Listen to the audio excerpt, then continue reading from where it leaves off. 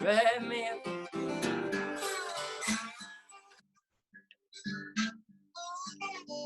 Yeah, do me such consolation.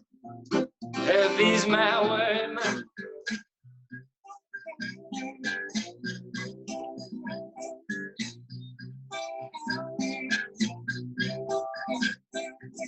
oh, come on, man, oh, come on, man, twice. Oh, come on, man, mama, I'll be back tomorrow. I'm coming home. Baby, don't you wanna go back to that bright light city, sweet home, Kokomo?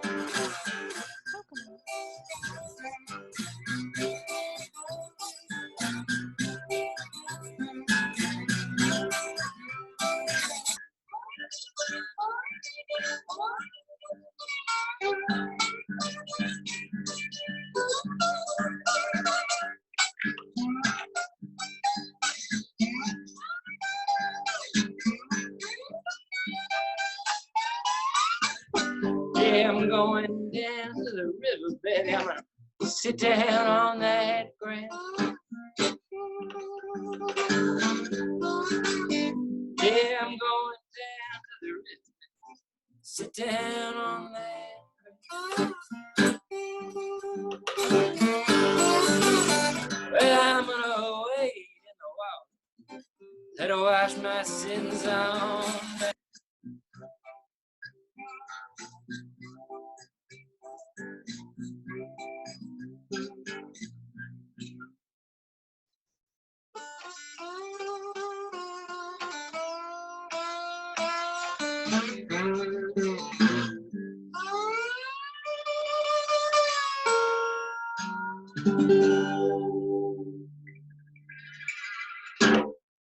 All right. That's amazing. Thank you so much, Reed, for that. Hope it's audible over there. Yeah. Early journeys for me in the world of the video life. This is how we are now. Seems to be the only way. That's one of the first performances. There's been so many like going around, but that yours is one that I've actually watched. So Oh, cool. Yeah, I really, really like it. But thank you again for joining us. I know Yeah, of course. Joy was really happy to get you back on too. We loved seeing you guys at Duke's a couple weeks ago. How are you holding up? Everything's good. I had an exciting adventure this afternoon trying to return our rental car from that tour because all the rental car places are closed, and but that finally got taken care of. Now I'm back home doing exciting things like installing lights in the closet. House projects. That's a good way to stay busy. Yeah.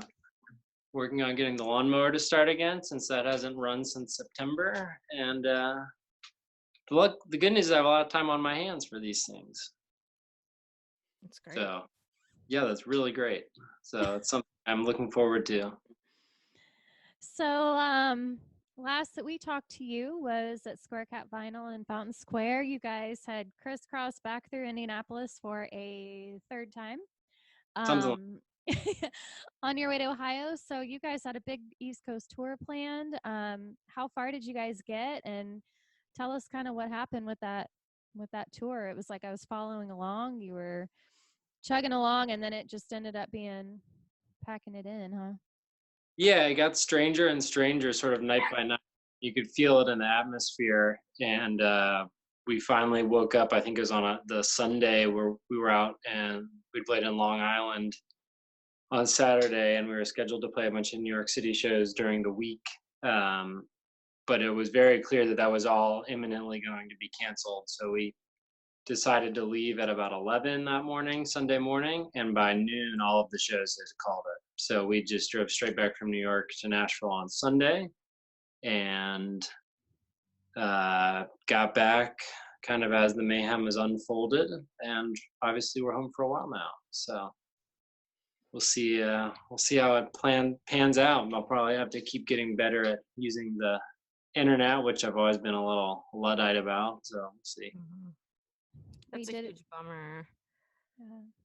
Yeah, it is, but it could be worse. It's worse for a lot of people. So yeah, well, we had about another, I guess we would have gotten home tonight. So we had a whole week left, but I think there are a lot of big shows off the road, and I don't know when we'll go back out at all. So I'm glad we got home from the tour when we did. I'm glad we left New York when we did.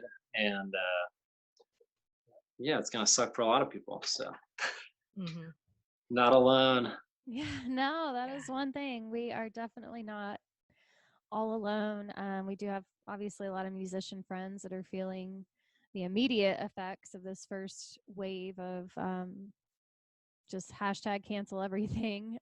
So it's been tough, but we have been seeing a lot of people kind of turn to online shows, which is why we wanted to talk to you this evening, also to check in and also talk about the live show that you're going to do tonight, which is awesome. Yeah. What's happening tonight? Well, last week, as sort of a test run, I did all Mississippi Fred McDowell songs, which is also the song that I just played a second ago. And I'm just trying to come up with some themes for it to keep it interesting for me. And so tonight I'm going to journey through the repertoire of R.L. Burnside and Junior Kimbrough, which is fun to play. And it's fun too because, especially with those guys, I love R.L. Burnside's acoustic albums. There's one called Hill Country Blues or Mississippi Hill Country Blues that he recorded, I think, in the early 70s or late 60s. And then he became more famous in the 90s and 2000s for his electric playing. But I like a lot of the acoustic versions of those. So he does some stuff rhythmically on acoustic guitar that doesn't happen in the electric version. So it's fun to have an excuse to like really nerd out on that. And it's also fun to get to hold court endlessly to an internet audience of maybe 100, maybe 1 million, who knows? But it's to like talk about the songs and all that. For now, it's refreshing. I think in about another 5 days, everyone will be sick of that approach. But for now, it's fun to be able to blabber about it a little bit more. And, people can drop in and drop out without the awkwardness of having to settle their tab and walk to the door. So I don't know. At this point, I'm wondering if shows are ever going to go back to how they were, because I feel like for years we had already been seeing people's reluctance to leave their house and put their body in a different place. And all of my cynicism about that state of things, I feel like is going to come to immediate fruition as reality thanks to the next couple months. So we'll see. I don't know. I wonder if the days of bar gigs are over. I don't know if that'll ever come back. So depends how long this goes, I suppose. Mm-hmm. Or it could be the opposite, a boomerang effect, where this gets done and everyone wants to be out all the time because they've had their fill of being stuck at home. It's like, you want to be at home on your phone and internet 24/7. This is what it's really like. So maybe get back to real life. Yeah, I hope so. And obviously, every show we do we work with the bar or the venue and all the people that make that ecosystem exist. So I'm cheering for them too. I mean, Duke's is case in point, great run place with a very passionate independent owner. And, whatever we can do to help out a place like that, or to, we about 2 or 3 months ago, we started releasing all of our concerts as free downloads. And we record all of our shows. And what I'm going to try to do is when we release those now to partner with the venue, and it's always as a free download or a name your own price. But if people do choose to put any money towards it, on half of that money to go to the venue, because it was recorded there and it gives them something to talk about, hopefully, even though there's no live performance happening. So that is such a great idea. You can do like a virtual tour, kind of like. Yeah, I mean, we'll see. But that's my idea. There's a bar that has been really good to us in Petaluma, California, and they're shut down for who knows how long. And so when we played there in November, and we just put out our concert from that night, and like tried to make a bit of a push, emphasizing that people should consider tipping the electronic tip jar or whatever, because half of that was going to go to the bar owners and that kind of thing. So, am I still here? You are. Okay, cool. Oh, wait, your face isn't there. Yeah, there's a call coming through on my phone. I'm just going to let it ring, but it's blocking my vision. That's okay. We can edit. Anyway, so I hope to do some stuff like that. It's fun to, it's nice to sit here and play, but I would like it to benefit more than just me sitting here and playing. So if there's a way to tie in the venues or promoters or other stuff like that, that'd be great. Right. So the live stream you're having tonight, it's benefiting, you said you're going to share 50-50 with the MusiCares COVID-19 Grammy Foundation Relief Fund.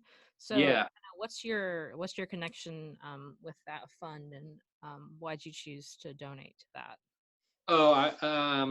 Personally, I don't have any direct connection other than that MusiCares fund. I know firsthand through a lot of people have, my bandmate Lemmy, when he shattered his arm a few years ago, MusiCares paid for a ton of that. And we both know people who have either had illnesses or surgeries or accidents that MusiCares has stepped in and been a reputable and helpful organization.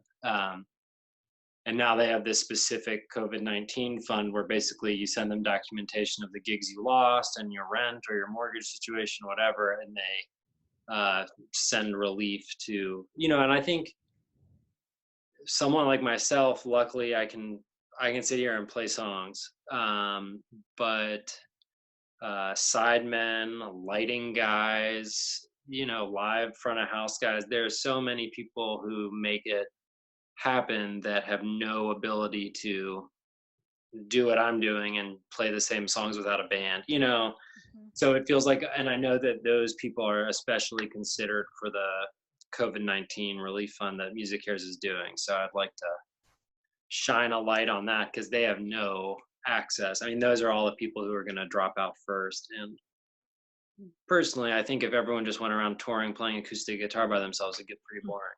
I'd rather support the infrastructure a little bit. For sure. So, you're back in Nashville now. Have you been checking on your buddy there? Lemmy, you call him Lemmy, I guess. I'm Lemmy. If I get really excited, sometimes I call him Sweet Lemmy. I get really excited, I call him Sweet Beautiful Lemmy.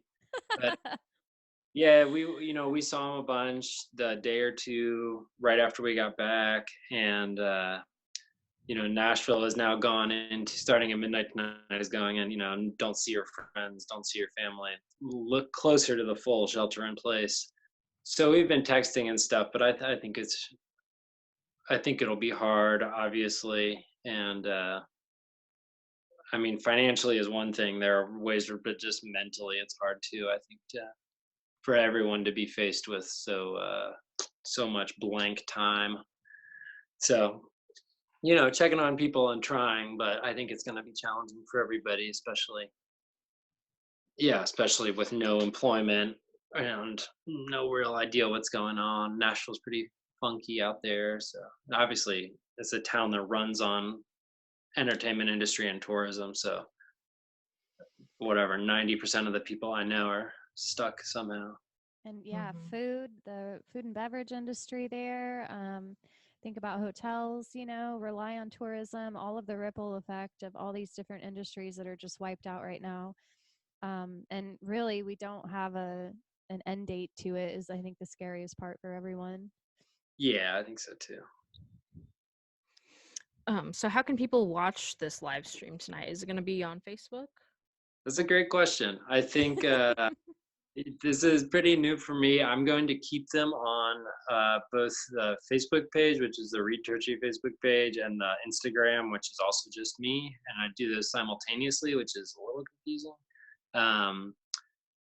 I know there are a lot of platforms that offer a bit better audio quality and a little more control, which is tempting because the sound quality sucks pretty bad on those. And if we get the chance to do something together as the duo, we would need to focus on sound. but obviously to drag people away from the websites they're already on and get them to log into some other account and all of that is gonna be a pretty big wall. So for now, it'll all just live on the social world, and we'll see if it develops from there. I don't know. It's kind of just brand new territory. Yeah. For sure. Is there going to be any way that you guys can continue to work on the new album you've been talking about? Yeah, we've been sending ideas back and forth and referencing different things. I don't know if we'll get into the world of trying some of it via video, Zoom, or whatever. Feels kind of strange. So, technically we could get away with something like in the backyard, just setting up like drums on one side and guitar on the other side. And if this goes on a lot longer, I think we'll be pretty tempted to do something like that just to have the excuse to play and goof around. So we'll see. All of our plans are still together and working on it and all of that. But in terms of a time frame, nobody knows. Mm-hmm. Yeah, with as many musicians as there are in Nashville, it's just like unfathomable, like how everyone's going to stay mentally healthy and okay through it. Hopefully they'll kind of turn more to their music and create something. But how do you kind of see yourself staying mentally healthy for the next kind of indefinite amount of time? Yeah, I think that's the big question is indefinite amount of time. Luckily I'm here with Kathleen, and she is, another human being outside of my own head. And that's really important. If I was by myself, I'd be much more worried about that question. We also rent a house with a nice backyard and stuff, so it's easy to go outside and, try not to cut off my feet with the lawnmower and that kind of thing. But I think I plan on. It's weird because there's part of me that wants to just buckle down and practice, and everything else. But also, I think for everyone, it's kind of impossible to ignore the like backdrop of anxiety and hard to turn away from the news. So I'm actually starting tomorrow, since it's Monday, going to try to move towards like a much more regimented schedule during the day, because otherwise otherwise it's just hard to do stuff. We started going for walks in the neighborhood here at night, which has been really fun. We had an amazing owl experience 2 nights ago. Whoa. And then last night we went out looking for the owls and came across a bunch of deer instead, which we'd never seen in the neighborhood before. So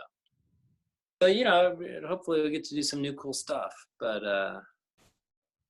certainly planning on playing music a lot. But I think to just like sit and pretend that this is the time to practice for 12 hours a day would be a little bit self-sabotaging. Yeah. So For sure. are you listening to any albums or music during this time to kind of help ease some of that anxiety, or what are you listening to? I really haven't gotten into that yet, which is a weird thing to say. I've been reading a lot more for now, but we also still kind of just got off of, we were out from the beginning of February, and we're only home for about a week and a half in between that February tour and the tour that got cut off. And it usually takes me a while to kind of decompress from that and like get interested in seeking music again after being blasted for weeks. So I think I always find my way back to listening to stuff, but so far I haven't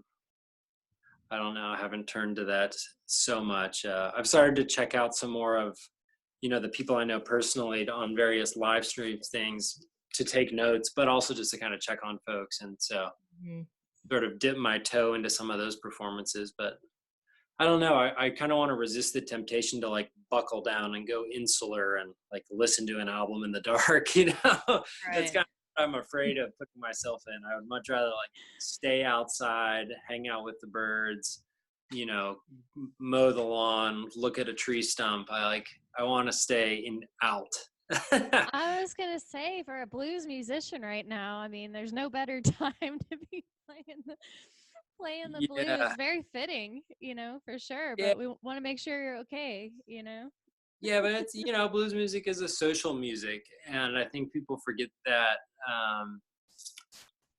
So it's fun to play and it's fun to work on, but like, especially all the blues stuff is all based on getting, you're sort of telling jokes to people lyrically a lot of the time. And if you're really in a sorrowful verse, it's usually a bit tongue in cheek and that kind of thing. And it's that type of expression is not built for the truly alone person. I feel like so much of that music is like celebrating or making fun of having gotten through a period like that, but you can only do that when you're with somebody. So I don't know, it's there's a lot of good music to play, and I've been relearning some stuff that I just haven't been home to learn in a while. And doing these internet concerts will give me an excuse to like work on particular batches of songs, which will be good for my playing, and it'll also be a nice little motivating factor to get to perform them for some type of audience. I don't know, makes it feel a little more real. For sure. I've been listening to some Burnside. That song Stole My Check. I've had that kind of on repeat because it just makes me laugh.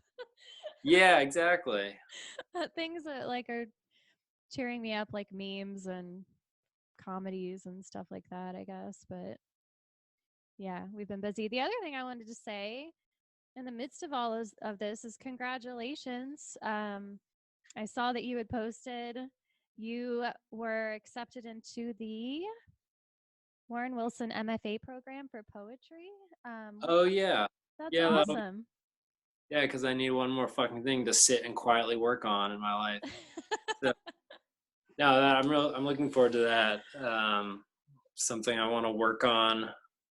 It's a low residency program, which is the part of the dream of it. So you only are there in person 10 days in January and 10 days in July, and everything else happens through communication with a supervisor, a faculty member each semester.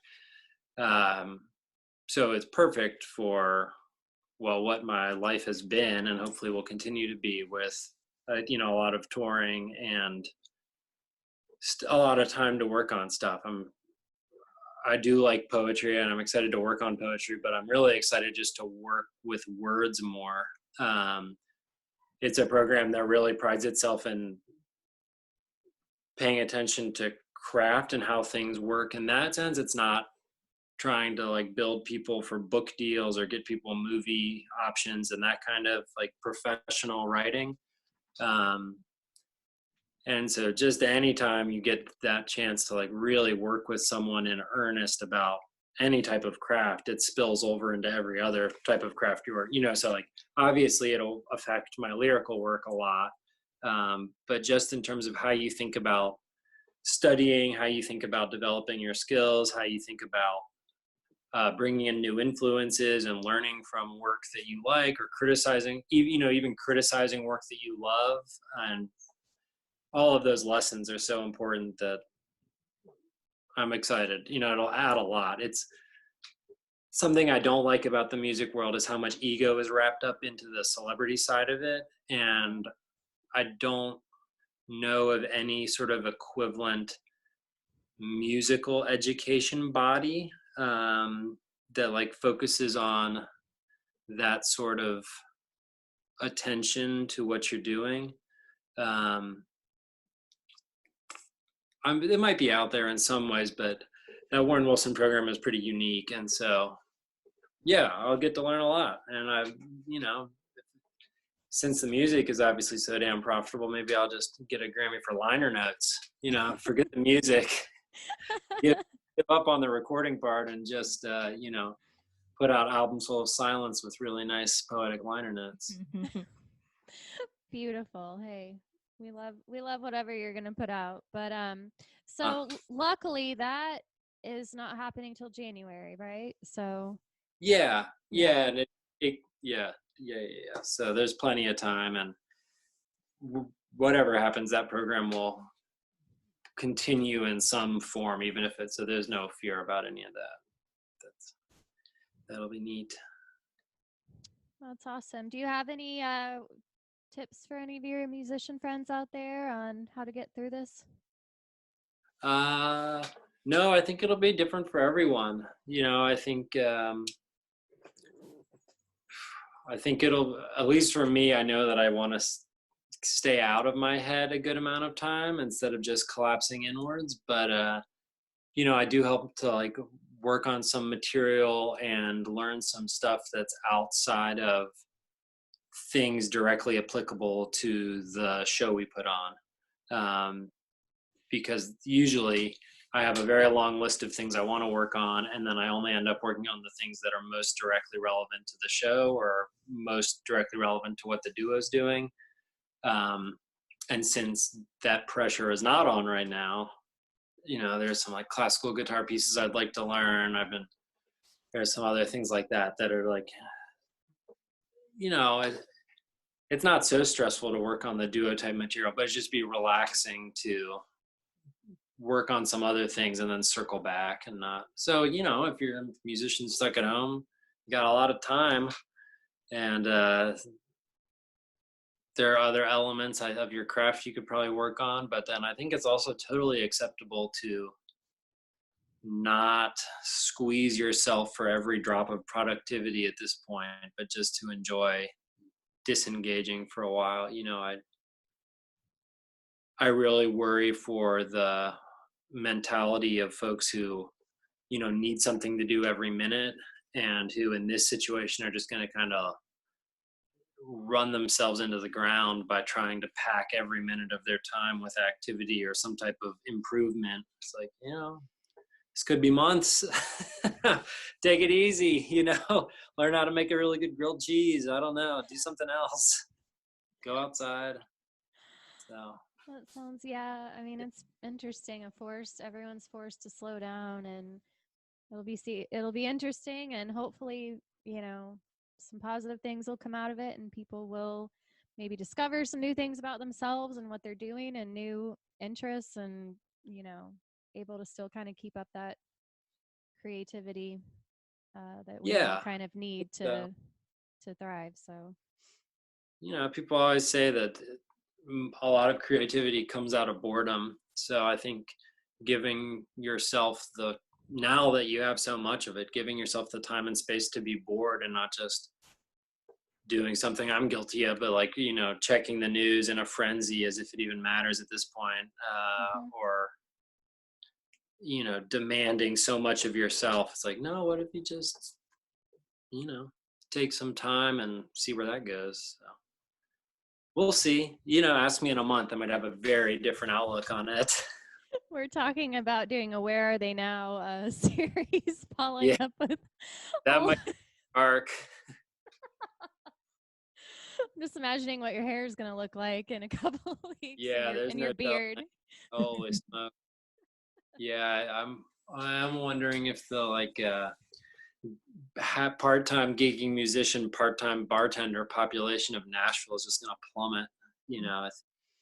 I wouldn't be surprised if a lot of people move back home in one form or another because there's no money.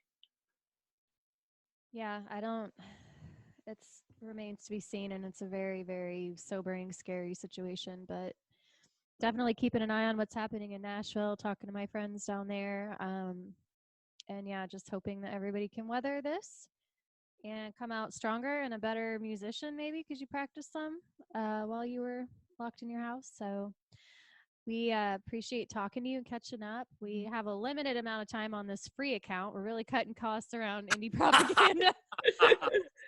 I see who we should be having a fundraiser for now. Holy No. We're very fortunate. We actually canceled all of we told them to halt all of our listener support because there are some of our supporters are in a bad situation. So we stopped all of that. We want to make sure other people that are more in need get that support first. We're very lucky. We still have our gigs going on, our jobs happening at this point. So Yeah. But we are cutting costs. Things are getting skinny. We had $14 and Joy was like, should we use it for the premium account? And I was like, I don't know. She said, yeah, we might need that for groceries in a couple of weeks. Yeah. Yeah. So, Teens out here. yeah. But we're going to get this up before your show tonight and make sure that we're letting people know about it. If you do not know the music of R.L. Burnside or Junior Kimbrough, definitely tune in and keep an eye on Reed. We'll put his social links so you can check out his live shows and what he's up to down in Nashville. And yeah, stay sane and healthy. And we wish the best for you and your family and Lemmy, sweet Lemmy out there too. Sweet, beautiful Lemmy, yeah. All right, thanks, Reed. We'll talk with you soon. All right, well, thanks for talking, and see you on the internet later on. All right, bye. All right.